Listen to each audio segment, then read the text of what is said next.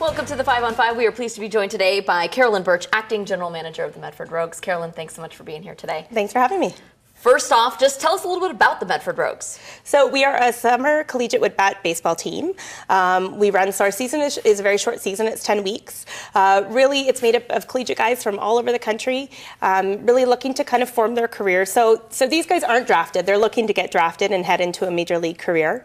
We run a 10-week season, and all sorts of talent coming from all over the place. And it is starting to feel like baseball season. You know, the weather is finally turning around. You guys are about to kick off. Talk about when you guys get started.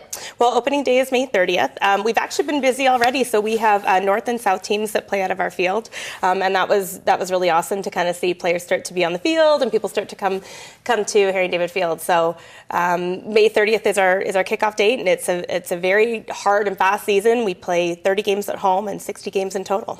Wow. Yeah. Now, what can people expect this season? I know you guys brought on a pretty big name this year. We did. So we had our first major league signing. Freddie Sandoval has joined our organization as Director of Baseball Development. Freddie's role is really going to be to focus on the mental skills side with our players, as well as he's leading our Rogues Big League camps. So Freddie played in the Angels organization for 7 years.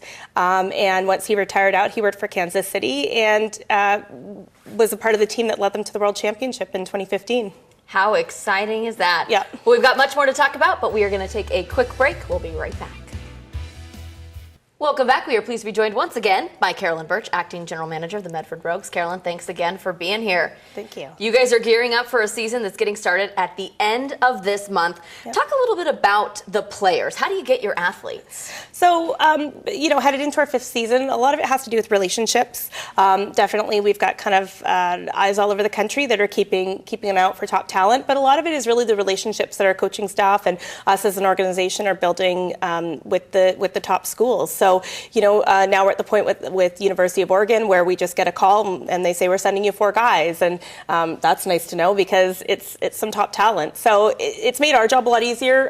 One thing that we're really focused on doing is bringing in as much local talent as we can, and that's something that we keep our eyes peeled for. And this year we've got 5 guys joining us, so that's who are from the area, so that's pretty exciting. Must be fun for people who know those faces to get out there and see them play. How big is your roster? So it kind of varies. Right now I think it changes almost daily. We're at that crucial point, so where players are either they may have gotten injured in their season, or for pitchers they may have a limited pitch count, so they may not be joining us in the summer. But generally it sits around 30 players. Okay, yeah. And you said they're trying to hone in those skills to further their career. Do you have players that get called up?